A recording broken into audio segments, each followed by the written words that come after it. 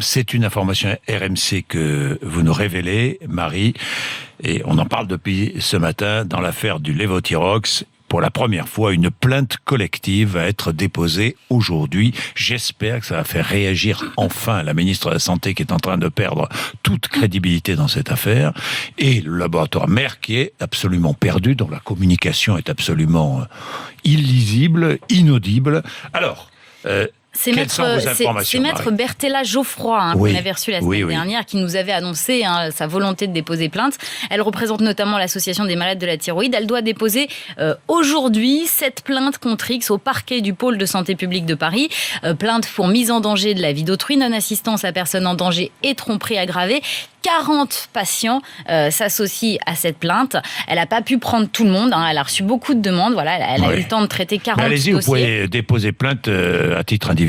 C'est la première plainte collective, mais au total, 13 patients ont déjà décidé de se tourner vers la justice. Il pourrait y en avoir bien d'autres, puisqu'au moins 9000 cas d'effets indésirables. Ce sont les chiffres donnés par le ministère. Voilà. Il y en a beaucoup plus que 9000. En tout cas, d'après le ministère, pour l'instant, 9000 cas d'effets indésirables ont été signalés au centre de pharmacovigilance et continuent d'affluer. On les a appelés, ces 31 centres de pharmacovigilance, et ils nous disent qu'ils sont totalement débordés. Dans certains centres, ils traitent une vingtaine, parfois jusqu'à 40 signalements par jour, dont certains cas graves avec hospitalisation. Oui, et je suis étonné. Les médias en parlent peu. Je ne comprends pas. Je ne comprends pas pourquoi. Je ne comprends pas ce qui se passe autour du Levothyrox. Marie, il semble de plus en plus clair que les autorités n'ont pas pris la mesure des risques. Oui, je vous explique. Avant de mettre sur le marché cette nouvelle formulation, Merck a dû mener une étude de bioéquivalence. Je l'ai là, cette étude. Cette étude, elle a servi à s'assurer que le nouveau médicament soit bien délivré dans des quantités comparables à l'ancien. Elle a été menée sur 200 patients qui n'étaient pas malades de la thyroïde, des patients sains. Et ça a montré qu'en moyenne, le médicament était bien délivré dans les mêmes proportions.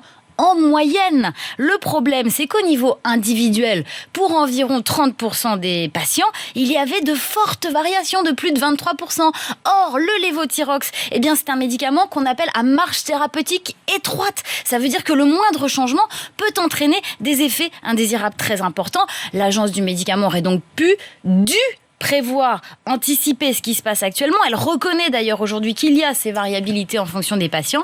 Pourtant, en mars 2017, avant le changement de formulation, elle avait précisé dans un point d'information, je vous lis, aucun changement lié à la modification de formule n'est attendu pour les patients. Est-ce qu'on sait maintenant expliquer scientifiquement la multiplication des effets secondaires? D'où ça vient? Toutes les possibilités sont étudiées. Des tests physico-chimiques sont menés sur le médicament.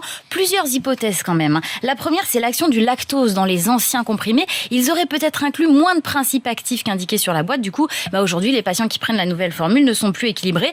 Mais c'est peut-être aussi la nouvelle formule, les nouveaux excipients qui modifient de l'acide citrique et du mannitol, qui modifie l'assimilation de la lévothyroxine.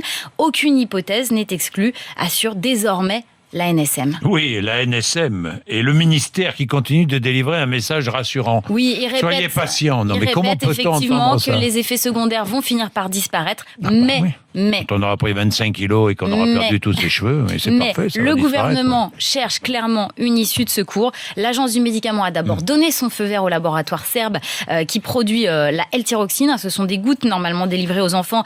Ça peut être une solution de secours, mais ça ne suffira pas à absorber la demande. Et surtout, le gouvernement recherche d'autres médicaments commercialisés en Europe qui pourraient venir d'ici quelques semaines se substituer à cette nouvelle formule, notamment un médicament produit par les laboratoires Mylan dont la formulation serait un copier-coller de l'ancien Levothyrox. Oui, c'est une piste qui est à l'étude. Et le gouvernement ne le dit pas.